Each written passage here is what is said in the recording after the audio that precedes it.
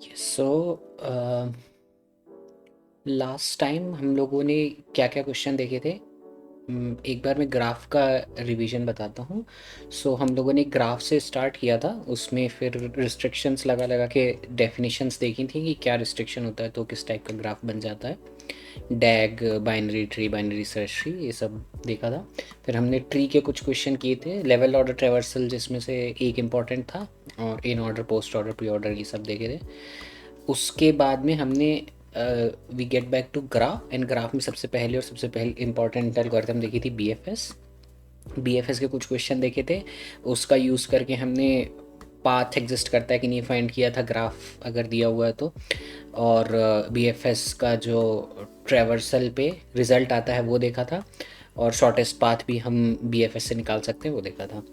ठीक, last time हम लोगों ने देखा था डीएफएस। तो डीएफएस का डिफरेंस खाली इतना होता है कि जैसे बीएफएस में क्यू यूज़ करते हैं तो फर्स्ट इन फर्स्ट आउट होता है, डीएफएस में स्टैक यूज़ करते हैं तो उसमें लास्ट इन फर्स्ट आउट होता है। उसके कारण जो फाइनल रिजल्ट होता है, ऑर्डरिंग होती है, वो चेंज हो जाती है, and that was the only change. तो अगर इसको मैं फाइंडिंग पाथ एग्जिस्ट पे लगाऊं तो सेम चलेगा, क्योंकि पाथ एग्जिस्ट करना मतलब आप अपने ग्राफ को एक पॉइंट से एक्सप्लोर करना स्टार्ट करो, और अगर वो कनेक्टेड है ग्राफ, दैट मीन्स एक पाथ एग्जिस्ट करता है डेस्टिनेशन तक, तो बी एफ एस भी उसको फाइंड कर लेगा और डी एफ एस भी कर लेगा, राइट। बट देन हमने देखे थे कि डी एफ एस के स्पेसिफिक क्वेश्चंस कौन से होते हैं। एक देखा था हमने अनडायरेक्टेड ग्राफ में साइकिल डिटेक्ट करना, और दूसरा देखा था डायरेक्टेड ग्राफ में साइकिल डिटेक्ट करना। तो अनडायरेक्टेड ग्राफ में हमने रिकर्सिव डी एफ एस के थ्रू देखा था कैसे करते हैं। इसको एक बार थोड़ा सा ग्लिम्स देखते हैं, पहले हमने कैसे किया था रिकर्सिव डी एफ एस से। ये वाला तो इटरेटिव है, राइट। दूसरा हमने इसमें हमने क्या किया था, पेरेंट्स बना बना के देखे थे कि अगर वापस पेरेंट पे नोड है उसको इग्नोर कर दो, उसके अलावा कोई अगर विजिटेड नोड मिलती है that means you have a cycle. आज हम देखते हैं वो वाला रिकर्सिव वाला, वो भी हमने वैसे लास्ट टाइम देखा था। जस्ट इसको मैं, ग्राफ वाली क्लास है, लाइक हर क्वेश्चन में अभी तक हमने ये यूज़ करी है, तो इसको याद करना और अंडरस्टैंड करना बहुत ज़रूरी है। ये था रिकर्सिव डीएफएस, ये भी हमने लास्ट टाइम देखा था। जस्ट थोड़ा सा हम देख सकते हैं कि कैसे देखा था। हर नोड पे विजिट करते हैं, अगर वो विजिटेड नहीं है that means it's a new component, तो उस न्यू कंपोनेंट में हम डीएफएस रन करते हैं। और डीएफएस रन करने का एक ही मतलब होता है कि सारी एक नोड की सारी एडजेसेंट नोड पे जाओ, अगर वो पेरेंट नहीं है तो चेक करो कि वो विजिटेड है या नहीं। अगर वो विजिटेड है और पेरेंट नहीं है that means there is a cycle, this is a back edge, so you can return true from there, otherwise you can start exploring that neighbor node as well, right। उसमें parent पास करते हैं। Finally ये सब करने के बाद भी अगर कुछ नहीं होता है तो there was no cycle। ये सब रिकैप अभी तक जो देखा था उसमें। इसके अलावा ये थी अनडायरेक्टेड ग्राफ में। सो इफ़ यू नोटिस यहाँ पे मैंने सोर्स से डेस्टिनेशन एंड देन डेस्टिनेशन से सोर्स दोनों एजेस ऐड करी हैं। इसका थोड़ा सा कॉम्प्लिकेटेड वर्जन होता था डायरेक्टेड ग्राफ में। डायरेक्टेड ग्राफ में भी हमने वो तो वैसे ही बनाया था ग्राफ, सिर्फ एक डिफरेंस के अलावा। ये खान्स एल्गोरिथम है, ये भी देखी थी हमने, बट वो देखते हैं एक बार डिटेक्ट साइकिल वाली रिकर्सिव डीएफएस से। ये ग्राफ है, सारा पूरा सेम है जैसा अभी अनडायरेक्टेड के केस में देखा था। ओनली डिफरेंस इज कि यहाँ पे सिर्फ सोर्स टू डेस्टिनेशन ऐड करिए। दैट मीन्स ये एजेस जो उन्होंने दी हैं वो डायरेक्टेड है, दैट मीन्स 0 1 दिया है, दैट मीन्स 0 से 1 जा सकते हैं, 1 से 0 नहीं जा सकते। ये मतलब होता है डायरेक्टेड ग्राफ का। अब इसके ऊपर हम साइकिल डिटेक्ट कर रहे हैं रिकर्सिव डीएफएस लगा के। तो पिछले वाले केस में जैसे हमने बूलियन विजिटेड लिया था, ओनली डिफरेंस यहाँ पे ये है कि उसकी जगह हम कलर लेंगे। दैट मीन्स एक नोड 3 स्टेट में हो सकती है, अनविजिटेड, एक्सप्लोरेशन स्टार्टेड और कम्प्लीटली एक्सप्लोर्ड, राइट। तो उसके अलावा बाकी सब सेम है। इनिशलाइज किया ग्राफ से और कलर से। डिटेक्ट साइकिल के लिए इटरेट कर रहे हैं हर नोड पे। अगर एक भी ऐसी नोड मिलती है जिसको चेक करना है हमें, उसके अंदर हम उस कंपोनेंट को चेक करते हैं, and then we go detect cycle in that component. अगर वो 1 है that means it's grey, that means it's a node which is being explored right now, that means कि ये करंट नोड अभी सेम ब्रांच में ही है। और अगर आपको वहाँ पे एक एज मिली है that means there was a loop, this was a back edge. और दूसरा वाला केस था वो 2 है करंट नोड, दैट मीन्स ये कम्प्लीटली एक्सप्लोर्ड नोड है, तो इसमें कुछ करने की ज़रूरत नहीं है, यहाँ से रिटर्न फॉल्स कर सकते हैं। जब हम एक्सप्लोरेशन स्टार्ट करते हैं तो हम नोड का कलर 1 सेट करते हैं, और जब एक्सप्लोरेशन ख़त्म हो जाता है तो उसको कम्प्लीटली विजिटेड मार्क करने के लिए उसको 2 असाइन कर देते हैं, और उसके बीच में खाली उसका एक्सप्लोरेशन करते हैं। तो उसमें सारे नेबर्स एक एक करके कंसिडर करते हैं, और उस हर नेबर के लिए साइकिल डिटेक्शन को कॉल करते हैं। अगर किसी एक में भी साइकिल डिटेक्ट हो गई तो हम रिटर्न ट्रू कर सकते हैं, बट अगर इस सब करने के बाद भी कहीं पे भी साइकिल डिटेक्ट नहीं हुई so you can return false from there. ये मैं जल्दी इसलिए जा रहा हूँ क्योंकि ये हम ऑलरेडी देख चुके हैं, जस्ट एक रिकैप है। हर कंपोनेंट में चेक करते हैं कि साइकिल है कि नहीं, और अगर किसी एक में भी मिल जाती है तो ट्रू, अदरवाइज फॉल्स। ठीक, अब इसके आगे खान्स एल्गोरिथम भी देखी थी, अब वो मैं पूरी नहीं कर रहा, बट हमने खान्स एल्गोरिथम में यूज़ करके 2 प्रॉब्लम सॉल्व करी थी। तो प्रॉब्लम का आइडिया ये था कि अगर एक ग्राफ बना है, डायरेक्टेड है, उसकी साइकिल डिटेक्ट करनी है और टोपोलॉजिकल सॉर्टिंग करनी है, तो हर नोड की इन डिग्री को कैलकुलेट करते थे, और जो 0 इन डिग्री वाली नोड्स होती थी उनको क्यू में ऐड कर देते थे। जब क्यू से एक नोड को पॉप करते थे तो जो उसकी आउट गोइंग एजेस हैं उसको ग्राफ में से रिमूव कर देते थे, और जो जो उस नोड जो क्यू में से रिमूव हुई है उसके नेबर्स होते थे उन सब की डिग्री एक एक कम कर देते थे, क्योंकि एक एज कम हो गई उन पे इंसिडेंट होने वाली, तो उनकी डिग्री एक एक कम हो गई। और जो जो अभी रिसेंटली आपने एक एक कम करी है डिग्री, उनमें से जो नोड्स की इन डिग्री अब 0 हो गई उनको क्यू में ऐड कर देते थे, राइट। और फाइनली हमने ये देखा था कि हम अगर खान्स एल्गोरिथम लगाते हैं ये इन डिग्री वाली, तो अगर ग्राफ में एक साइकिल होती है तो सारी नोड्स विजिट नहीं हो पाती हैं। तो मेरे फाइनल रिजल्ट में मैं ये चेक करता हूँ कि अगर फाइनल रिजल्ट का size total number of nodes के बराबर है तो हमने सब विजिट कर लिया मतलब वहाँ पे साइकिल नहीं थी, और साइकिल नहीं थी मतलब मैं एक टोपोलॉजिकल सॉर्ट रिटर्न कर सकता हूँ। और दूसरा केस ये होता था कि अगर सारी नोट्स नहीं थी रिजल्ट में, that means there was a cycle and I was not able to explore the entire graph, so there we can return there was a cycle. ठीक, अब ये दोनों प्रॉब्लम्स हैं, टोपोलॉजिकल सॉर्टिंग और डिटेक्टिंग साइकिल एक दूसरे के लाइक रिलेटेड होती हैं। अगर साइकिल होती है then you can not do topological sorting, and अगर साइकिल नहीं होती है तभी कर सकते हैं, और उसको ही डायरेक्टेड असाइक्लिक ग्राफ बोलते हैं। ठीक, अब ये दोनों क्वेश्चन का कॉम्बिनेशन देखते हैं। तो पिछली बार हमको उन्होंने या तो क्वेश्चन में ये पूछा था कि डायरेक्टेड ग्राफ में साइकिल है कि नहीं ये बताओ, या फिर दूसरे में उन्होंने खुद बता दिया था कि साइकिल नहीं है तो वो डैग है, अब उस पर हमको टोपोलॉजिकल सॉर्ट करके बताओ। अब ये क्वेश्चन उन दोनों का कॉम्बिनेशन है। उन्होंने ग्राफ दिया है बट ये नहीं बताया कि वो डैग है कि नहीं। उन्होंने कहा है आप पहले चेक करो साइकिल है कि नहीं, और साइकिल अगर है तो एम्प्टी लिस्ट रिटर्न कर दो, और अगर नहीं है तो टोपोलॉजिकल सॉर्टिंग रिटर्न करो। तो इस क्वेश्चन को देखते हैं एक बार। So there are total number of courses, तो टोटल नंबर ऑफ वर्टाइसेस इन्होंने दे दिए बहुत सारे। अभी तक जितने हमने क्वेश्चन देखे थे उसमें वो डायरेक्ट बता देते थे ग्राफ है, बट क्वेश्चन ऐसे भी हो सकते हैं जिसमें वो डिपेंडेंसी टाइप देते हैं, तो मॉडल ग्राफ ही हो रहा होता है, बट हमें खुद गेस करना पड़ता है कि ये ग्राफ की बात हो रही है। So courses has to be taken labeled from 0 to number course -1, so 0 से लेके n-1 तक लेबल्ड हैं वो सारे course. You are also given an array prerequisite where prerequisite of i equals to AB। 2D array दिया हुआ है और हर एक एलिमेंट में सिर्फ 2 इंटीजर्स हैं। That indicates that you must take the course B first before taking the course A, तो ये वाला पहले लेना है। तो अगर मैं अपना ग्राफ इमेजिन करने का स्टार्ट करूं तो उसमें जो मैंने ग्राफ बनाया था उसमें एक नोड से अगर दूसरी नोड तक डायरेक्ट एज थी ए से बी तक, तो ए पहले लेना होता था एंड बी बाद में लेना होता था टोपोलॉजिकल सॉर्टिंग में। सो इस केस में वो उल्टा है, यहाँ पे अगर ए बी दिया हुआ है तो कह रहे हैं बी पहले लेना है, तो मेरी जो एज बनेगी वो बी टू ए बनेगी, right. So just for doing this मैंने खान्स एल्गोरिथम ये हमने देखी हुई थी, तो इसीलिए हम इसका सॉल्यूशन पहले देखते हैं। Just for explaining this part कि अगर ए बी दिया हुआ है तो मैंने जो एज ऐड करी है सो वो 1 से 0 करी है, तो इसको मैं ऐसा भी लिख सकता हूँ, सोर्स अगर 0 है और डेस्टिनेशन 1 है तो एज मेरी ऐड होगी destination to source, that means reverse edge. और वो क्वेश्चन की रिक्वायरमेंट है, और ऐसा कुछ है नहीं कि स्टैंडर्ड होता है, जैसा वो दें उस हिसाब से हम कर सकते हैं.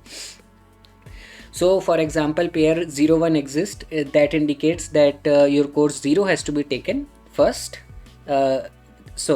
If you want to take the course 0, you have to take the course 1 first, right? So 1 पहले आएगा, उल्टा ऑर्डर है ऐसा. ठीक. Now return the ordering of the courses you should take to finish all the courses. If there is not valid answer, if there are many valid answer, you can return any of them. If it is impossible to finish all the courses, return an empty array. ये graph को model करता है, एक course के multiple dependencies हो सकती हैं, और एक कोर्स खुद itself can be predecessor for multiple courses, which is true in the real life as well. So college में कोर्सेज का स्ट्रक्चर ऐसे बनाया जाता है कि अगर आपको एडवांस मशीन लर्निंग लेनी है तो उससे पहले बेसिक मशीन लर्निंग लेनी पड़ेगी, उससे पहले पाइथन प्रोग्रामिंग लेनी पड़ेगी एंड बेसिक प्रोग्रामिंग लेनी पड़ेगी. सो ग्राफ स्ट्रक्चर कैसा भी हो सकता है, वहाँ कोई गारंटी नहीं है. डायरेक्टेड है ये पता है, साइकिल हो सकती है कि नहीं वो यूजुअली अगर कॉलेज वाले अच्छे से डिफाइन कर रहे हैं तो नहीं होनी चाहिए. ऐसा नहीं होना चाहिए कि एडवांस कोर्स लेने के लिए बेसिक लेना और बेसिक के लिए एडवांस, तो फिर इम्पॉसिबल हो जाएगा उस केस में. सो वही एक केस है जिसमें इम्पॉसिबल होता है, बट हमको इसीलिए पहले ये करके बताना, चेक करके बताना है कि अगर वो इम्पॉसिबल है तो अपना ग्राफ ठीक करो पहले. बट अगर ग्राफ ठीक है तो हमको एक करेक्ट ऑर्डरिंग बताओ, और वो हमने टोपोलॉजिकल सॉर्टिंग में देखा था कि वो मल्टीपल हो सकते हैं, तो उनमें से कोई सा एक बताना है, right. So just modelling of the question है, बाकी question this is standard of doing a topological sorting. ठीक, अभी थोड़ा जल्दी चलेंगे क्योंकि ये हमने लास्ट टाइम देखा था टोपोलॉजिकल सॉर्ट करके. ग्राफ बनाया है, एडजेसेंसी लिस्ट है, उसमें इनिशियलाइज किया है. अगर n नोड्स हैं तो उसको एडजेसेंसी लिस्ट को इनिशियलाइज तो करा ही है, बट n लिस्ट ऐड कर दी. n लिस्ट का मतलब होता है कि n नोड्स हैं अगर, तो हर एक नोड की अपनी अपनी एक लिस्ट होगी, और उस लिस्ट के अंदर वैल्यू क्या होगी, उसके जो नेबर्स हैं, दैट्स इट. ठीक, अब जब फाइनली उन्होंने एजेस भी दी हैं और नंबर ऑफ नोड्स भी दी हैं, तो इनिशियलाइज तो करना ही है, बट वो जो सारी एजेस हैं उनको भी कैलकुलेट करना है. प्लस सिर्फ इस स्पेसिफिक केस में जहाँ मेरे को खान्स एल्गोरिथम लगानी है, वहाँ पे मैं इन डिग्री भी कैलकुलेट करूँगा. ठीक, पी कैलकुलेट इसलिए लिखा है क्योंकि कितनी भी बार कर सकते हैं. ऐड एज करने के लिए एक एक एज को एक एक करके ऐड करेंगे, तो ये सारी एजेस को ऐड करने की मेथड है, ये एक एज को ऐड करने की मेथड है. और एक एज ऐड करने के लिए सोर्स निकालेंगे, डेस्टिनेशन निकालेंगे एज में से, और एडजेसेंसी लिस्ट में जो डेस्टिनेशन वाली लिस्ट है उसमें सोर्स को ऐड कर देंगे. तो जो डेस्टिनेशन पे नोड है उसकी लिस्ट में सोर्स ऐड हो जाएगी, तो इससे एक एज एडजेसेंसी लिस्ट में ऐड हो जाएगी. इन डिग्री कैलकुलेट करना इजी, बहुत ज़्यादा डिफ़िकल्ट नहीं है. इन डिग्री का एरे बनाया जो नंबर ऑफ नोड्स की साइज़ का है, और सारी नोड्स को एक एक करके कंसीडर किया. देन हर नोड के सारे नेबर्स को देखा, और एक नोड के जो जो नेबर्स हैं ना, उन नेबर्स की डिग्री एक इंक्रीमेंट कर दी, क्योंकि जो करंट नोड है वो एक एज, क्या बोल सकते हैं उसको, there is a outgoing edge from ith node to that neighbour node. So इसीलिए उस नेबर नोड की इन डिग्री एक इंक्रीज हो गई. सो this is how in degree calculate कर सकते हैं. इस मेथड को बना के रख लिया जितनी भी बार ज़रूरत पड़े. एडजेसेंट नोड गेट करना इजी इनफ, एडजेसेंसी लिस्ट में से नोड नंबर की जो लिस्ट है उसको रिटर्न कर दिया. 0 डिग्री नोड, ये भी हमने देखा था, क्योंकि हमको जब स्टार्ट करना है तो क्यू में सारी 0 डिग्री नोड्स पुश करनी है, तो वो कैलकुलेट करने के लिए इन डिग्री पे इटरेट किया. जो जो इन डिग्री की वैल्यू 0 है उस नोड को 0 डिग्री नोड्स में ऐड कर दिया, और फाइनली उसको लिस्ट को रिटर्न कर दिया. Then node counts, total number of nodes in the array is, जितनी भी लिस्ट्स हैं एडजेसेंसी लिस्ट में. डिक्रीज डिग्री करने के लिए एक डिक्रीज कर दी उस नोड की, और फेच कर रीड करने के लिए तो हम इन डिग्री को डायरेक्ट एक्सपोज नहीं करते हैं. This is good class design. आपकी जितनी भी मेथड्स हैं वो पब्लिक होनी चाहिए, जितने भी वेरिएबल्स हैं वो प्राइवेट होनी चाहिए, क्योंकि आप किसी भी वेरिएबल पे कोई भी जनरल एप्लीकेशन अलाउ नहीं करना चाहते हो, दैट मीन्स कोई भी एडजेसेंसी लिस्ट को क्लियर ना कर पाए, डिलीट ना कर पाए, उसमें नई चीज़ें ऐड ना कर पाए, सिमिलरली इन डिग्री को कोई इंक्रीज़ ना कर पाए, उसको रीअसाइन ना कर पाए, ये सब मैं नहीं चाहता। इसलिए मैं अपने वेरिएबल्स को प्राइवेट रखता हूँ, बट उस पर मैं लिमिटेड फंक्शनैलिटी जो देना चाहता हूँ उसको एज अ फंक्शन बना के एक्सपोज करता हूँ कि आप नई एज ऐड कर सकते हैं बट इसको क्लियर नहीं कर सकते, रीअसाइन नहीं कर सकते। This is a good security practice while designing your classes, तो इसलिए इसको ऐसा बनाते हैं। ठीक, अब ग्राफ बन गया। अब चलते हैं खान्स एल्गोरिथम लगाने। ये भी हमने वैसे देखी थी, तो थोड़ा ये रिपीटेशन ही है। क्या क्या करना है इसके लिए, खान्स एल्गोरिथम से स्टार्ट करेंगे। तो सबसे पहले ग्राफ जो है उसको क्लास लेवल वेरिएबल में असाइन कर लिया। देन स्टार्ट नोड्स कौन सी होंगी, जिनकी इन डिग्री 0 है, तो ग्राफ में मेथड बनाई थी उससे फैच कर लिया। देन क्यू बनाएंगे BFS के लिए, BFS की क्यू में स्टार्टिंग में वो सारी नोड्स जाएंगी जिनकी इन डिग्री 0 है। सो ये एक गुड कंस्ट्रक्टर प्रोवाइड करता है जावा कि आपको अगर नई क्यू बनानी है तो उसमें एक कलेक्शन कोई सा भी टाइप का डाल दो, लिस्ट डाल दो, एरे लिस्ट डाल दो, लिंक लिस्ट डाल दो, स्टैक डाल दो, उसको वहाँ से वो कॉपी करके क्यू में पुश कर देगा बाय डिफ़ॉल्ट। नहीं तो फिर इटरेट करना पड़ता सारी इन नोड्स पे और उनको एक एक करके क्यू में पुश करना पड़ता, तो उससे बेटर है एक बार में ही कर देता है। फाइनल रिजल्ट सॉर्टेड नोड्स में ऐड होगा। And number of nodes process, ये हमने देखा था कि लास्ट टाइम कि जितनी भी नोड्स प्रोसेस हो जाएंगी उसको कैलकुलेट करनी। और हमने ये भी देखा था कि एक्चुअली हमको इसकी ज़रूरत है नहीं, क्योंकि टोटल नंबर ऑफ नोड्स को मैं सॉर्टेड नोड्स में डाल ही रहा हूँ, तो यहाँ पे उसी से कंपेयर कर सकता हूँ, बट डिस्क्रिप्टिव लिखना है तो दिस इज़ ऑल्सो फाइन। ठीक, उसके बाद BFS एल्गोरिथम रन करेंगे। जैसा मैंने बताया था खान्स एल्गोरिथम BFS ही होती है, अंदर से उसका जो फाइनल ऑर्डर आता है वो वही होता है, BFS का ऑर्डर ही होता है, राइट। तो अब ये BFS का ऑर्डर बनाना देखते हैं। जब तक क्यू एम्प्टी नहीं होती है, एक नोड को फैच करते हैं, सॉर्टेड नोड्स में उसको ऐड करते हैं और उस नोड को प्रोसेस करते हैं। प्रोसेस हमने बहुत बार देख लिया कि सारी जो नेबर्स नोड हैं और विजिटेड नहीं हैं उनको क्यू में ऐड करना, प्रोसेस करना होता है। टोटल नंबर ऑफ नोड जितनी हो गई हैं प्रोसेस, उनको प्रोसेस नहीं हुई हैं, जो क्यू में से बाहर आ गई हैं, मीन्स फाइनल रिजल्ट में ऐड हो गई हैं, उसको काउंट करते चल रहे हैं।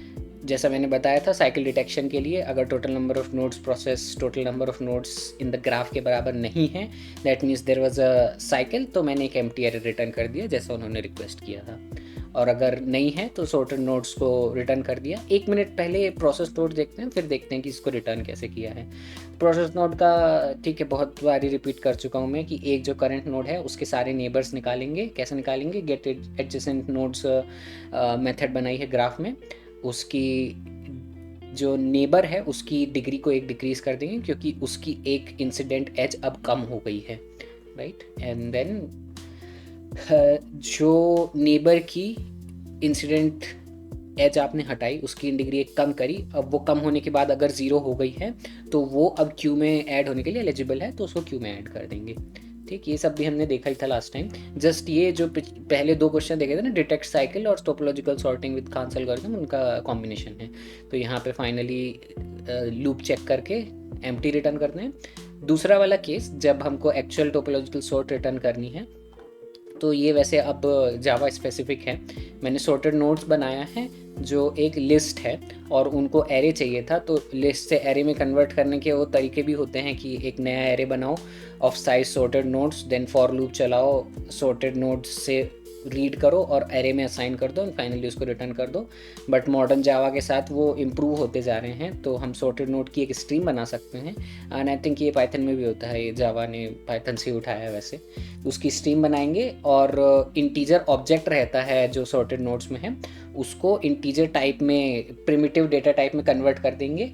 सो मैप टू इंट करना है जावा में। ये लेफ्ट वाला जो आई है ये इंटीजर क्लास है और राइट साइड में मेरे को इंटीजर वैल्यू चाहिए। तो जावा में वैसे ऑटो अनबॉक्सिंग होती है, ऑटो बॉक्सिंग भी होती है। दैट मीन्स अगर मैप टू इंट करना चाह रहा हूँ तो वो अपने आप पता कर लेगा कि जो इंटीजर क्लास मेरे को मिल रही है उसकी इंटीजर वैल्यू मेरे को चाहिए है, सो उससे ये मैप कर देगा और फाइनली एरे में रिटर्न कर देगा। बट अगर इसको एक्सप्लिसिटली करना है तो ये वाला जो आई है ना, ये इंटीजर की क्लास है, इसके अंदर बहुत सारी टाइप की मेथड्स होती हैं। So if you see get integer, ये वाली मेथड नहीं यूज़ कर सकते, मतलब ये जस्ट बता रहा हूँ कि इंटीजर के अंदर की एक मेथड है।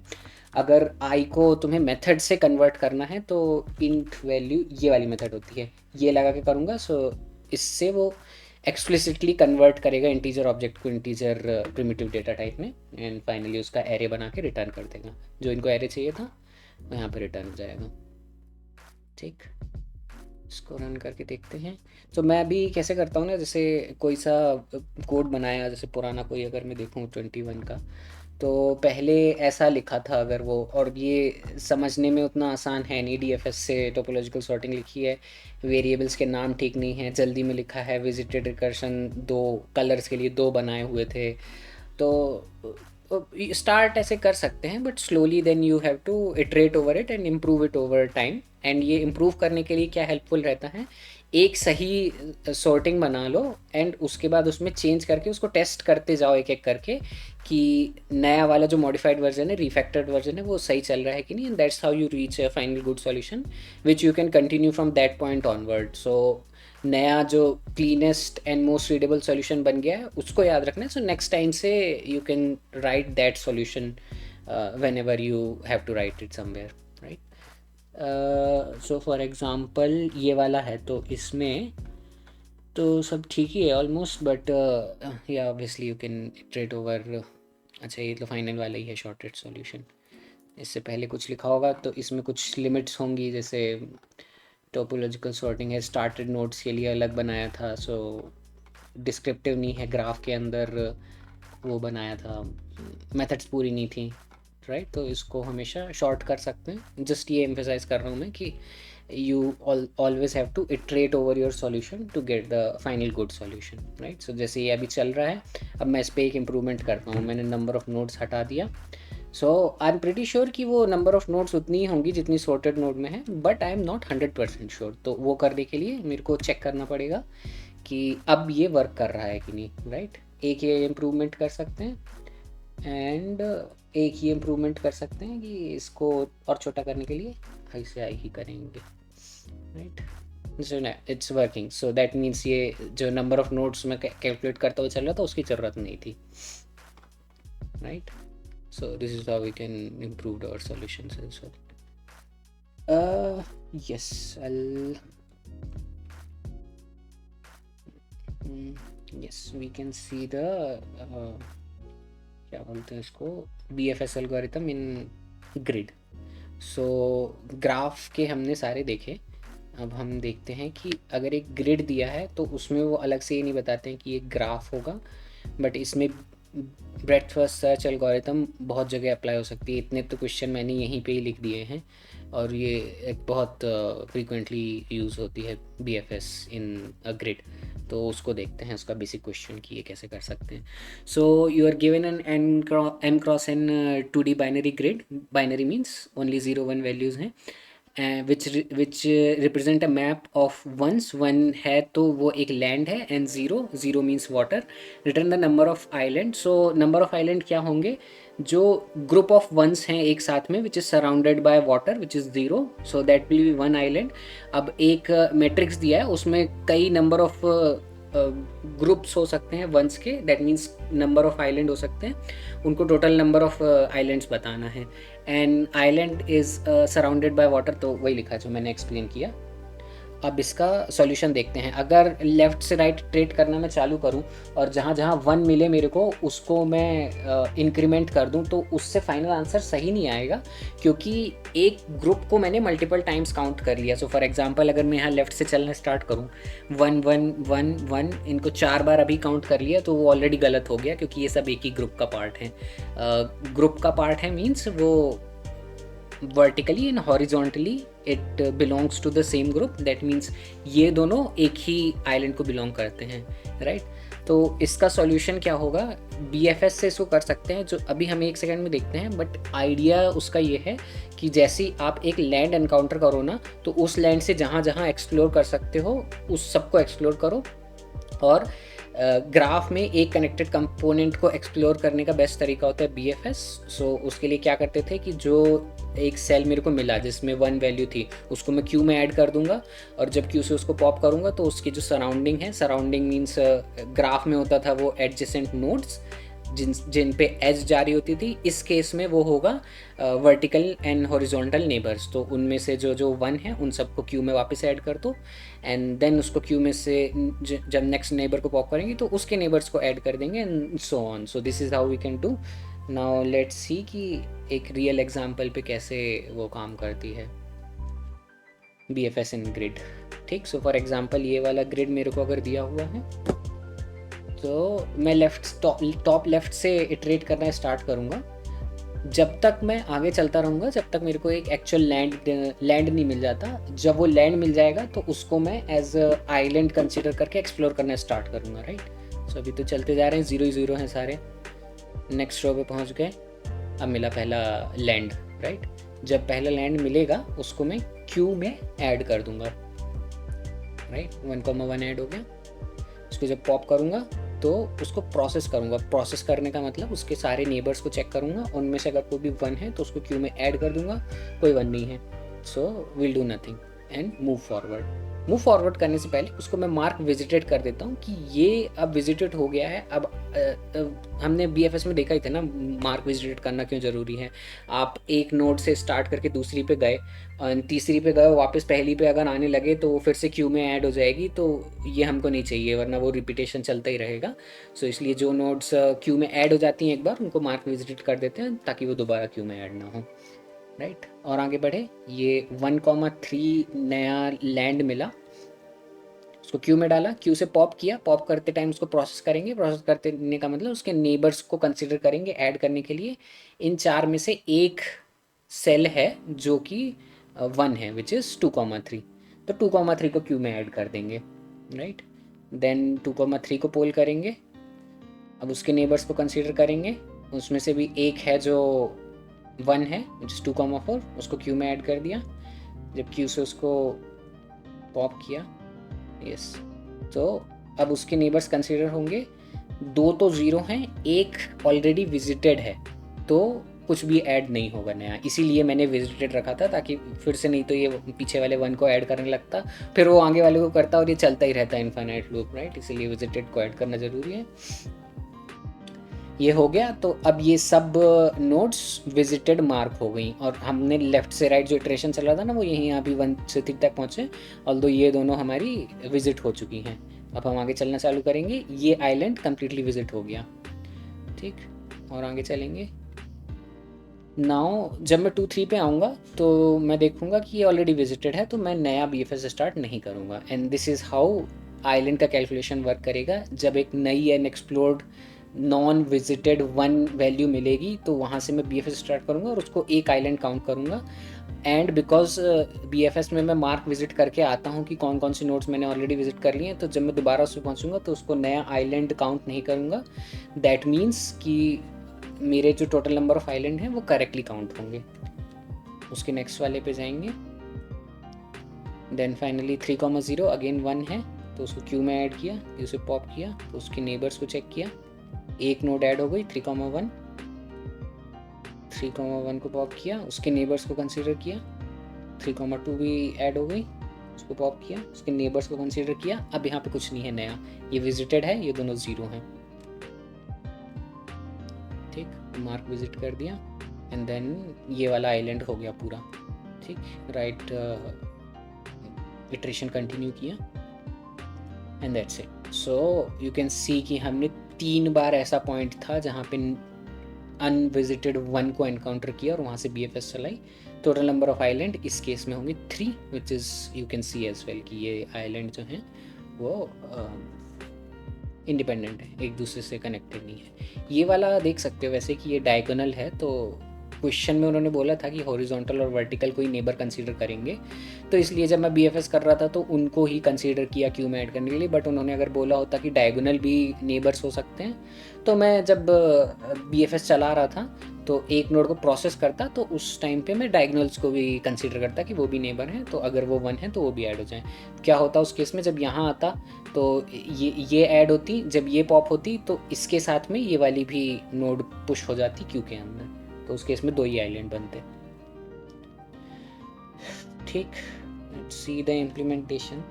I will stop for a second. अब ये जैसे हमने पिछले वाले क्वेश्चन में उन्होंने ग्राफ देते थे एजेस के फॉर्म में, तो मैंने एक ग्राफ क्लास बनाई थी और उसमें ग्राफ रिलेटेड सारी मेथड्स को डंप कर दिया था। उसमें मैं एक एक एज को एक एक करके ऐड करता था और सेट जैसे लिस्ट बनाता था, नेबर्स वाली और कौन कौन सी नंबर ऑफ नोड्स वाली, ये सारी मेथड ग्राफ के अंदर, ग्राफ क्लास के अंदर रखता था। वैसे ही सिमिलरली, क्योंकि ग्रिड के ग्रिड ग्राफ के बहुत सारे क्वेश्चन होते हैं, तो मैंने ग्रिड ग्राफ की भी एक मेथड बनाई हुई है जिसमें मैं उसको कंस्ट्रक्टर में सिर्फ वो ग्रिड प्रोवाइड करता हूँ और मेरे को ग्राफ से जो जो चाहिए ना उसके रिलेटेड मेथड में इसके अंदर ऐड कर देता हूँ ग्रिड ग्राफ के अंदर। राइट, नंबर ऑफ रोज कितनी है, नंबर ऑफ कॉलम्स कितने, ये तो बहुत ईजी था। ग्रिड के ऊपर डॉट लेंथ और पहली रो की जितनी लेंथ है वो करके नंबर ऑफ कॉलम्स मिल जाएंगे। राइट, यहीं से स्टार्ट करते हैं आई थिंक। यस, सो ये क्वेश्चन है, इस पे आ जाएंगे। पहले क्लासेस बनाते हैं, वैसे ये बहुत सिंपल ही है। ग्राफ बनाया, नंबर ऑफ आइलैंड क्लास का एक ऑब्जेक्ट बनाया, उसमें गेट नंबर ऑफ आइलैंड कर दिए इस ग्राफ के लिए। ठीक, तो यही बेनिफिट होता है क्लासेस को इंडिपेंडेंट और क्लीन बनाने का, कि जो क्लाइंट कोड है वो बहुत ईजी हो जाता है। ठीक, इन क्लासेस को देखते हैं कि करके बॉटम से। सो ग्रिड ग्राफ क्लास बनाई है, उसमें ये मैट्रिक्स पास किया है, 2D एरे पास किया हुआ है जो ग्रिड है, रोज और कॉलम्स की मेथड देख ली। इन बाउंड की हमको ज़रूरत पड़ेगी। इन बाउंड मीन्स एक सेल जो है, सेल मीन्स एक रो और कॉलम की वैल्यू। इस क्लास को 1 मिनट में देखते हैं, बट इन बाउंड की ज़रूरत पड़ेगी हमको, मतलब एक सेल जिसकी रो और कॉलम की कुछ वैल्यू है वो मैट्रिक्स के अंदर है कि नहीं वो चेक करना है। तो वो मैट्रिक्स के अंदर कब होगा, जब रो की वैल्यू और कॉलम की वैल्यू पॉजिटिव होगी, दैट मीन्स वो लेफ्ट साइड से बाहर नहीं चला गया है। एंड सिमिलरली वो राइट साइड से बाहर नहीं गया है। वो चेक करने के लिए देखेंगे कि रो ग्रिड डॉट लेंथ से कम होना चाहिए and column grid 0 dot length से कम होना चाहिए किसी भी सेल का, तो तब वो इनबाउंड होगा। सो ये चीज़ क्यों देख रहे हैं हम, एक सेकेंड अगर मैं यहाँ पे बताऊँ कि इसके तो सारे, ये वाला जैसे वो था सेल था तो उसके सारे नेबर्स तो अंदर ही थे। बट अगर मैं एक दूसरा एग्जांपल देखूं, ये वाला, राइट, तो इसमें जब मैं नेबर्स कंसीडर करूंगा तो 3 तो अंदर ही रहेंगे, एक बाहर रहेगा, और वो बाहर वाला नेबर मेरे को ये चेक करना पड़ेगा कि वो जब ग्रिड के अंदर है तभी उसको एज अ क्यू में नेक्स्ट सेल ऐड करो। और ये जानने के लिए मैंने वो मेथड बनाई है, इफ सेल इज इनबाउंड और नॉट। राइट, सेल जो होता है उसमें कैसे उसको लोकेट कर सकते हैं, उसकी रो और कॉलम पता हो। सो जस्ट इसी के लिए मैंने instead of using 2D integer जो कि अनक्लीन होता, क्योंकि वो देख के हम बता नहीं सकते कि किस चीज़ की बात हो रही है। यहाँ पे सेल का नाम देख के ये बताना बहुत ईजी है कि एक सेल की बात हो रही है, तो इसलिए मैंने एक सेल क्लास बनाई है। वैल्यू वही रखी है, 2 खाली रो और कॉलम। बट ये बनाने से क्या बेनिफिट होता है, और काफ़ी सारी ऐसी सेल रिलेटेड चीज़ें हैं जो ईजी हो जाती हैं। वो क्या है, ये मेथड्स मैंने बनाई है। वैसे ये सारी तो यूज़ नहीं कर रहा, सिर्फ एक ही यूज़ करूँगा इसमें से। रो और कॉलम 2 वेरिएबल बनाए, उसका कंस्ट्रक्टर में रो और कॉलम को इनिशियलाइज कर दिया। सो ये वाला पार्ट तो सिंपल ही है। ये वाला पार्ट देखते हैं। तो एडजेसेंट सेल्स जानने के लिए, जैसा उन्होंने क्वेश्चन में दिया है, एडजेसेंट सेल्स क्या हो सकते हैं, vertical and horizontal neighbour. That means एक लेफ्ट वाला, एक राइट वाला, एक ऊपर वाला और एक नीचे वाला। राइट, और उनका कैलकुलेशन मेरे को चाहिए है, तो उसके लिए मैंने मेथड बनाई है। लेफ्ट वाला चाहिए है, लेफ्ट सेल किसी भी सेल का क्या होगा। सो फॉर एग्जांपल ये वाला देखें, अगर 0 1 0 1 2 3, ये वाला, ये वाला जो मैं हाईलाइट कर रहा हूँ। सो ये होगा 1,3। इसका लेफ्ट सेल क्या होगा, तो ये वाला होगा। उसकी रो और कॉलम की वैल्यू कितनी होगी, रो सेम रहेगी क्योंकि जस्ट मैं वर्टिकल मूव नहीं कर रहा हूँ, सिर्फ हॉरिजॉन्टल में लेफ्ट जा रहा हूँ, तो रो सेम रहेगी, इसलिए यहाँ रो सेम रखिए। और कॉलम एक पीछे वाला चाहिए है, तो column -1। Right, so this is how I can get the left cell. And similarly right, up और डाउन भी वैसे कैलकुलेट कर सकते हैं। अप वाला चाहिए तो रो एक पीछे हो जाएगी, कॉलम सेम रहेगा, तो इसका ये वाला सेल मिल जाएगा अप करने पे। राइट, सो ये सारी मेथड सेल के अंदर बना दी। अब मेरे को दोबारा कभी ये कैलकुलेट करने की ज़रूरत नहीं है, डायरेक्ट मैं डॉट गेट एडजेसेंट सेल्स कर सकता हूँ, तो मेरे को सारे एडजेसेंट सेल्स मिल जाएंगे। जस्ट मेरे को वहाँ पे चेक करना पड़ेगा कि ये जो सेल्स इसने दिए हैं ये इनबाउंड है कि नहीं। दैट मीन्स वो मैट्रिक्स के बाहर तो नहीं जा रहे। आई नो एक डायरेक्शन 2D डायरेक्शन एरे वाला भी मेथड होता है, बट आई थिंक वो ट्रिकी वर्जन है, उससे बेटर ये वाला है, मोर डिस्क्रिप्टिव है। But if you want to use that, that's also fine. देख लेंगे बाद में, एक आध क्वेश्चन मैंने लिखा था उसमें देख लेंगे। बट मेरे हिसाब से ये बेस्ट यही रहेगा, एक क्लास सेल बनाओ, उसमें एडजेसेंट सेल्स की मेथड बनाओ जो सारे एडजेसेंट सेल्स को रिटर्न कर दे। ठीक, ग्राफ के अंदर और क्या बचा है, इनबाउंड देख लिया और इस वैल्यू, तो ये भी बहुत बेसिक ऑपरेशन ही है। वैसे मैं इनको इनलाइन में भी कर सकता था, बट प्रॉब्लम क्या है ना कि सेल का रो और कॉलम एक्सेस करने से वो थोड़ा बड़ा हो जाता है, तो इसलिए मैंने छोटी छोटी चीज़ों की भी मेथड बनाई हुई है। खाली इतना चेक किया है यहाँ पे कि ये जो सेल मैं प्रोवाइड कर रहा हूँ इसकी वैल्यू इस कैरेक्टर के बराबर है कि नहीं, वो भी सिर्फ एक ही जगह यूज़ करूँगा कि वो लैंड है कि नहीं, ये चेक करने के लिए, राइट। सो कुछ नहीं है उसमें, ग्रिड की वैल्यू को एक्सेस किया और उसको वैल्यू से कंपेयर कर दिया। सो इस वैल्यू मेथड हो गई, ये हो गई हमारी ग्रिड ग्राफ क्लास। इसको बहुत जगह पे थोड़ा थोड़ा सा मॉडिफाई करके हम यूज़ करेंगे। अब देखते हैं कि ग्रिड में BFS कैसे चलता है। वो नंबर ऑफ हाईलाइट क्लास बनाई है, उसमें ग्राफ पास कर दिया, जो कि कंस्ट्रक्टर में पास कर दूंगा। कंस्ट्रक्टर में नहीं किया है, आई थिंक ये मेथड में किया है, राइट। कंस्ट्रक्टर में कुछ नहीं है यहाँ पे, वैसे कंस्ट्रक्टर में भी ग्राफ पास कर सकते हैं, फिर ये मेथड में कुछ पास नहीं करना पड़ेगा। बट हाँ, जैसा यहाँ पे मैंने इस मेथड में पास किया है, तो ग्राफ को पास कर दिया और अपने वो वेरिएबल्स जो अक्रॉस द BFS यूज़ होंगे उनको इनिशियलाइज कर दिया। लैंड उन्होंने बोला है कि 1 कैरेक्टर है तो वो लैंड है, उसको एज ए कांस्टेंट डिफाइन कर दिया। इंस्टेड ऑफ बार बार राइटिंग 1 इन द कोट्स हर जगह पे, उससे वो समझ में नहीं आएगा ये किस चीज़ की बात हो रही है, तो बेटर होता है एक कांस्टेंट को एज अ नेम डिफाइंड करना। दो बेनिफिट होते हैं, एक तो ये रीडेबल होता है कोड इससे कि लैंड की बात हो रही है, और दूसरी बात अगर कभी से कोई बड़ा प्रोजेक्ट कर रहे हो और उसमें हमको कांस्टेंट की वैल्यू चेंज करनी है, तो सिर्फ एक जगह चेंज करने से वो सब जगह चेंज हो जाती है। ठीक, अब देखते हैं कि ये नंबर ऑफ आइलैंड काम कैसे कर रहा है। इनिशलाइज़ किया एंड विजिटेड को इनिशलाइज़ किया, इसके अंदर सारी वैल्यूज़ फॉल्स होंगी अभी। ग्राफ को क्लास लेवल वेरिएबल में असाइन कर दिया और टोटल नंबर ऑफ आइलैंड जितने काउंट करूँगा उसको 0 से इनिशियलाइज कर दिया। अब जो मैंने वो ब्लू बॉक्स बनाया था जो टॉप लेफ्ट से बॉटम राइट तक इटरेट कर रहा था, वो इन फॉर लूप्स के अंदर हो रहा है। आई जो है वो रो को रिप्रेजेंट करेगा, सो नंबर ऑफ रोज तक जाएंगे इसमें, एंड जे कॉलम्स को रिप्रेजेंट कर रहा है। आई थिंक ये आई जे के नाम भी बेटर दे सकते हैं, रोज एंड कॉलम्स यहाँ पे। सो नंबर ऑफ कॉलम्स तक जाएंगे एंड उस सेल को फैच करेंगे और उस सेल को चेक करेंगे, उसको देखेंगे कि उसके साथ क्या क्या हो सकता है। So should add cell method बनाई है, तो ये वाले सेल के ऊपर मेरे को BFS स्टार्ट करनी है कि नहीं वो मैं चेक करूँगा शुड ऐड सेल से, एंड फिर उसको विजिट करूँगा। और अगर वो एक ऐसा सेल मिला है जो अनविजिटेड था, तो दैट मीन्स वहाँ से मैं BFS स्टार्ट कर रहा हूँ, तो टोटल नंबर ऑफ आइलैंड्स मेरे इंक्रीज हो जाएंगे। अब इन दोनों मेथड्स को एक एक करके देखते हैं। कब मेरे को एक नया सेल ऐड करना चाहिए, वैसे ही मेरे को पता है कि एक तो वो 1 होना चाहिए, आई थिंक यही है, इसके अलावा और कुछ हाँ, सो इनबाउंड होना चाहिए।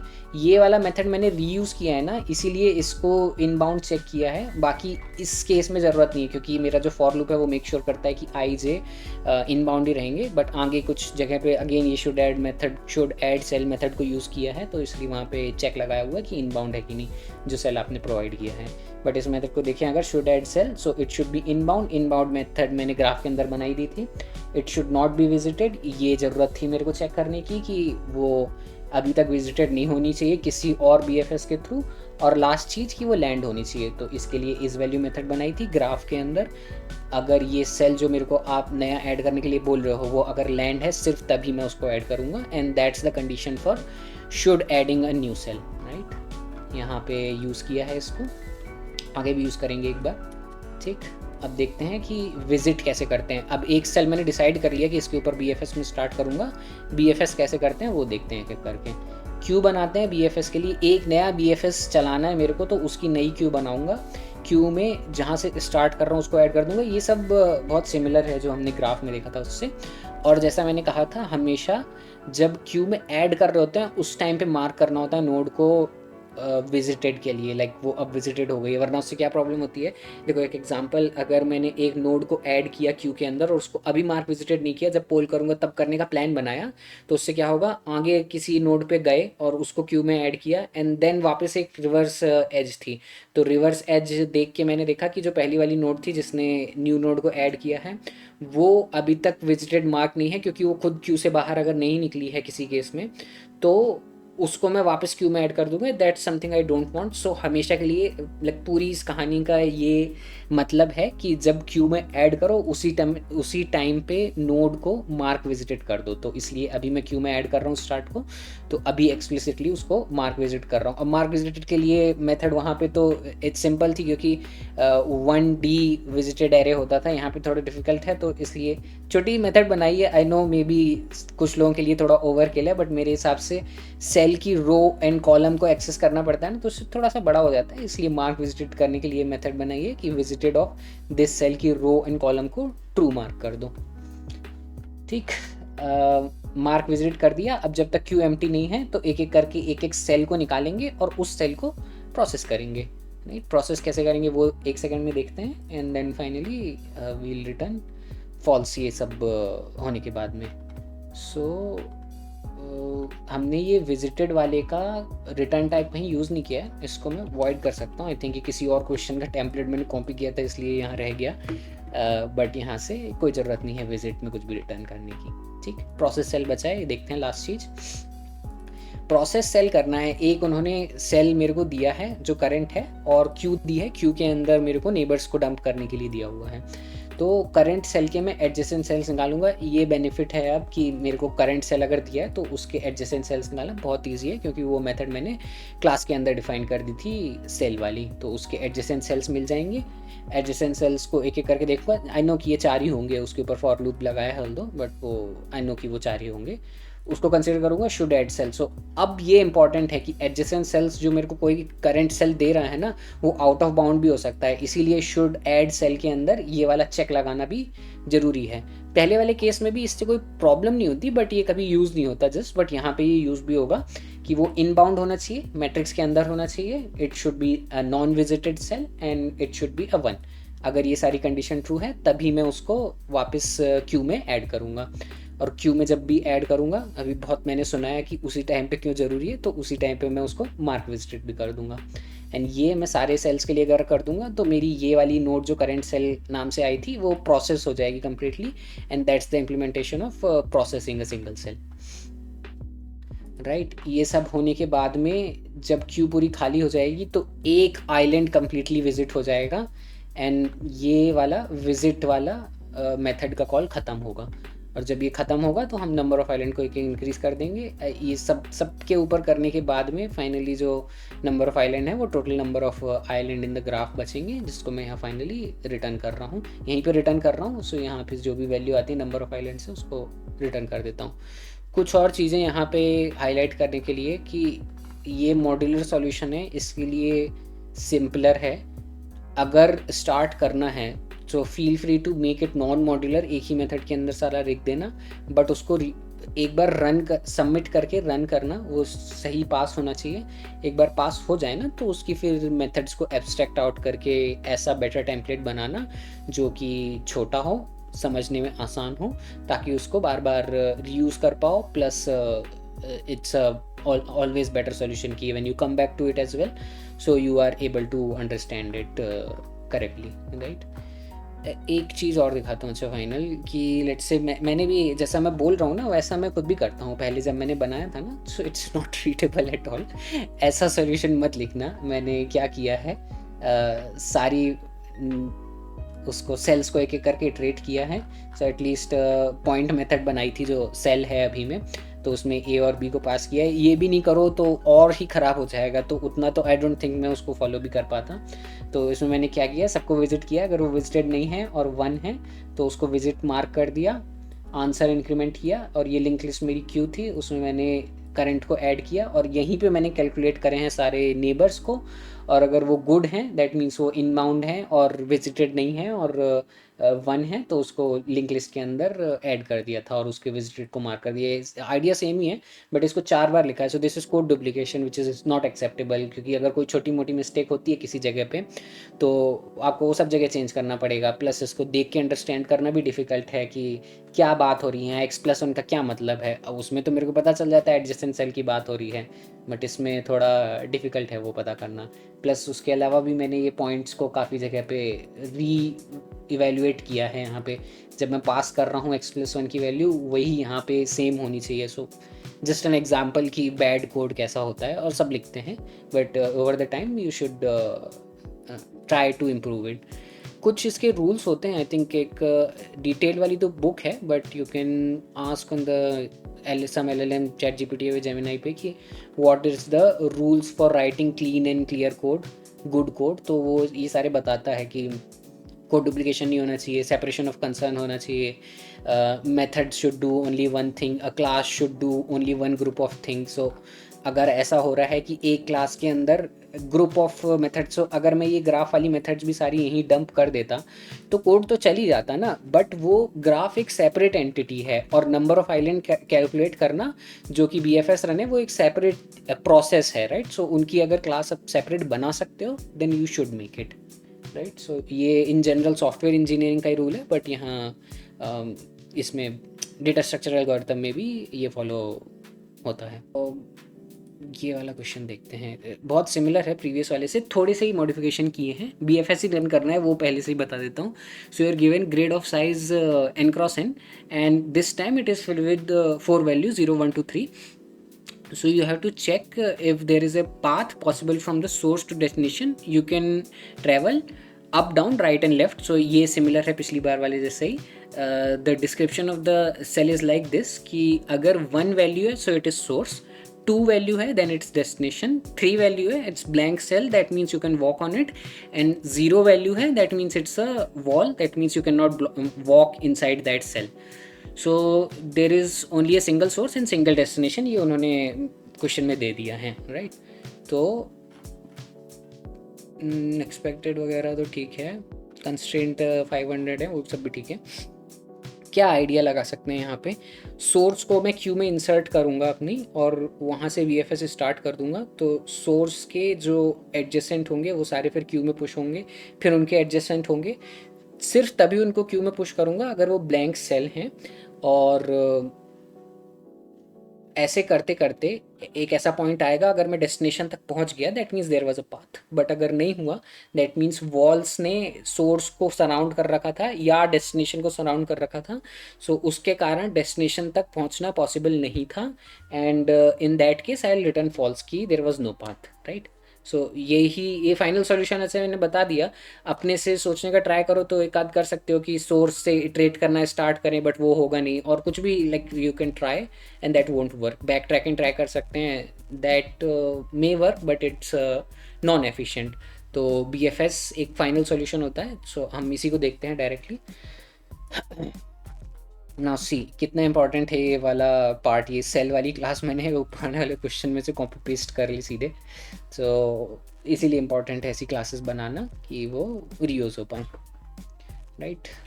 ग्राफ ग्रिड ग्राफ वाली क्लास कॉपी करी है बट थोड़ा सा चेंज करा है इसमें। सो क्या क्या रिक्वायरमेंट होंगी हमको इसमें, वॉल, स्टार्ट और डेस्टिनेशन, और ब्लैंक सेल है। वैसे अगर ये सारी 3 चेक कर ली तो इनमें से कोई सा नहीं था तो पता ही है ऑलरेडी चौथा ही होगा, इसलिए उसको यहाँ डिफाइन नहीं किया है। बाकी यहाँ तक मेथड सेम है, इनबाउंड भी सेम है कि वो ग्रिड के अंदर होनी चाहिए। इज़ अनब्लॉक्ड वाला मेथड है, ये नया है। तो एक सेल है वो अनब्लॉक्ड तब है जब वो वॉल नहीं है, राइट। सो खाली छोटी सी मेथड डिफाइन करी है।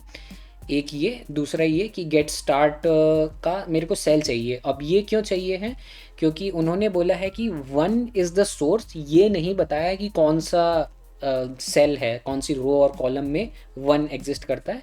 मेरे को पूरा इटरेट करना पड़ेगा और उसमें चेक करना पड़ेगा जहाँ पे भी ग्रिड की वैल्यू स्टार्ट हो गई, स्टार्ट मीन्स वो सोर्स 1 के बराबर हो गई, तो वो सेल में रिटर्न कर दूंगा। सो इससे मेरे को मिल जाएगा स्टार्ट सेल, राइट। इंप्लीमेंटेशन तो सिंपल है बट ये ज़रूरत है यहाँ पे ग्राफ के अंदर। एंड फाइनली इस डेस्टिनेशन, तो वो अगर ग्रिड के इस सेल की वैल्यू डेस्टिनेशन के बराबर है तो आप डेस्टिनेशन पहुंच चुके हो, यू कैन स्टॉप देयर। ये हो गया ग्रिड ग्राफ। अब इसके ऊपर चलाते हैं BFS। तो BFS का भी इम्प्लीमेंटेशन मोर और लेस इतना सेम है, मैंने क्लास वहीं से कॉपी करी थी, तो नाम अभी तक वही वाला लिखा हुआ है। आई थिंक थोड़े दूसरे वाले में चेंज करा था, हाँ। सो ये नेक्स्ट इम्प्लीमेंटेशन में खाली मैंने नाम चेंज करा था। सो क्लास का नाम पाथ फाइंडर होगा, बाकी उसके अलावा ये सब नीचे का सब सेम है जो अभी हमने देखा था। तो पाथ फाइंडर क्लास बनाई है, उसमें ग्राफ पास करेंगे और visited similar to what we saw in the previous question. Graph को क्लास लेवल वेरिएबल में असाइन कर दिया, विजिटेड को इनिशियलाइज कर दिया, एंड अब हम विजिट करेंगे। तो अनलाइक प्रीवियस वन जिसमें हम लेफ्ट से राइट सारा इटरेट कर रहे थे, इस बार हमको सिर्फ एक नोड से स्टार्ट करने की ज़रूरत है जो कि है start node, right. So if you compare it with the previous one, visit method same ही है पिछले वाले से, बट नंबर ऑफ आइलैंड ये, तो नंबर ऑफ आइलैंड में हाँ यहाँ पे मैंने ये सारा इटरेट किया था और फिर अगर वो एक नॉन विजिटेड मिलती थी तो उसको मैं विजिट करता था, बट इस वाले केस में सीधे विजिट को कॉल कर दूंगा स्टार्ट से, और स्टार्ट से आप BFS पूरा चलाओ उस आइलैंड पे, लाइक मीन इस केस में वो एम्प्टी लोकेशन होगी, और अगर किसी में भी नहीं मिला that means there was no path, right. So अब BFS रन करना स्टार्ट करते हैं विजिट करने के लिए।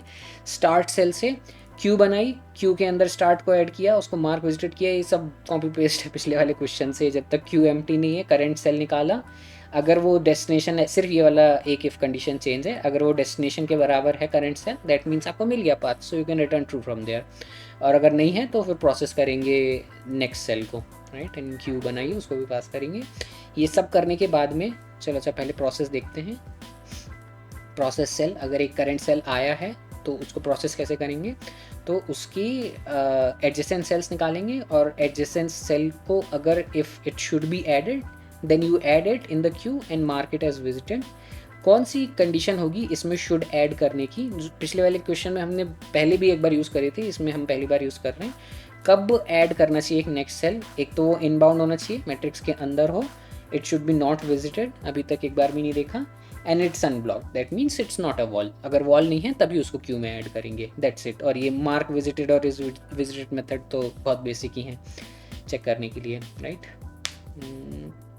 यस, अब कहाँ तक पहुँचे थे, हाँ, so should add, if you should add then you can add in the queue and mark it as visited. और ये एक सेल को प्रोसेस किया तो वो क्यू को वापस पुश कर, क्यू में वापस वैल्यूज़ पुश कर देगा, अगर कोई ऐसे नेबरिंग सेल थे तो ये वाला वाइल लूप तब तक चलता रहेगा जब तक क्यू में कुछ भी वैल्यू है, that means there was still path to explore. और ये सब करने के बाद में मैंने किसी भी पॉइंट पे अगर इनकाउंटर किया कि मेरा करंट सेल डेस्टिनेशन के बराबर हो गया है, that means I found a path, तो वहाँ से मैं ट्रू रिटर्न कर सकता हूँ। बट ये सब मैंने कर लिया, सारा नेबर एक्सप्लोर कर लिया, जितने भी एम्प्टी सेल्स थे उन सब पे मैं चला गया, एक बार भी मेरे को डेस्टिनेशन नहीं मिला, तो मैं वहाँ से ये बोल सकता हूँ कि कोई पाथ नहीं था, तो वहाँ से you can return false after all this, right, and this is directly being written in the check path method। and then final जो क्वेश्चन है उसमें खाली ग्रिड ग्राफ बनाया है जो उन्होंने ग्रिड दी थी उससे, और न्यू पाथ फाइंडर की ऑब्जेक्ट बना के उसकी ये मेथड कॉल करिए चेक पाथ, जिसमें ग्राफ पास किया है जो मैंने कंस्ट्रक्ट किया है, ठीक। सो थोड़ा बहुत मॉडिफिकेशन ही होता है अभी, है ना, grid on graph on grid या ग्रिड ऑन ग्राफ जो भी बोल रहा हूँ, उसके इतने सारे प्रॉब्लम स्टेटमेंट्स हैं कि गिट कोड पे तो भरे हुए हैं, and it's a very frequently asked question as well. हमेशा ये ग्रिड ग्राफ क्लास बना लेना, जितनी भी मेथड्स की कांस्टेंट की ज़रूरत हो वो इसके अंदर डंप कर देना, और ये सेल मेथड बना लेना। हम दूसरी बार देख रहे हैं यहाँ, तो ये तो ज़रा भी चेंज नहीं होती, रो और कॉलम, ताकि उसके ऊपर मेथड्स अप्लाई कर करके उसके वैल्यूज़ गेट कर पाओ, ताकि वो सब कैलकुलेशन यहाँ पे ना हो, +1 +-1 और नेबरिंग सेल ये सब करने की, राइट। सो उससे आइसोलेशन रहेगा क्लासेस का। उसके अलावा फाइनली BFS भी चलाना ही पड़ता है, बस इसमें थोड़ा थोड़ा चेंज कर सकते हैं कि या तो ये पूछ लेंगे कि कितने number of cell you were able to visit, तो वो भी बता सकते हैं, या ये पूछ लेंगे कि मान लो नंबर ऑफ़ आइलैंड वाला था, इसमें उन्होंने नंबर ऑफ़ आइलैंड पूछे थे, अगर उन्होंने मेरे से पूछा होता कि कितने जितने भी आइलैंड्स हैं उसमें से मैक्सिमम साइज़ कितना है, तो वो भी मैं बता सकता था, राइट। एक जो आइलैंड में विजिट कर रहा हूँ उसमें मैं देखता कि कितनी सेल के अंदर वैल्यूज़ ऐड हुई हैं, वो मैं यहाँ पे कर सकता था आइलैंड साइज़ नाम से ++, एंड उसको मैं ऐसा एक वेरिएबल डिफाइन करता =0, एंड देन एक सेल को जब विज़िट कर रहे हैं तो उसको मैं यहाँ से रिटर्न कर देता, जब यहाँ पे विज़िट कर रहा था तो यहाँ पे उसको रिसीव कर लेता साइज़ नाम से, और सारे जितने भी आइसोलेटेड कंपोनेंट है ना उसमें मैं मैक्स साइज मेंटेन करते हुए चलता इक्वल्स टू 0। और यहाँ पे मैं ऐसा लिख सकता था max size equals to max dot max max size comma size. ठीक, थोड़ा बेटर वेरिएबल नेम देना है बट जस्ट फॉर एक्सप्लेनिंग। और यहाँ से मैं रिटर्न कर सकता था मैक्स साइज, तो इससे मेरे को मिल जाता कि कौन सा ऐसा आइलैंड था जिसका मैक्सिमम साइज था और वो कितना साइज था वो मैं बता सकता हूँ ऐसा। ठीक, थोड़ा बहुत मॉडिफिकेशन करके, बाकी ये टेम्पलेट सेम ही रहता है पूरा। मैं यहाँ हटा दूँ सारा। यस।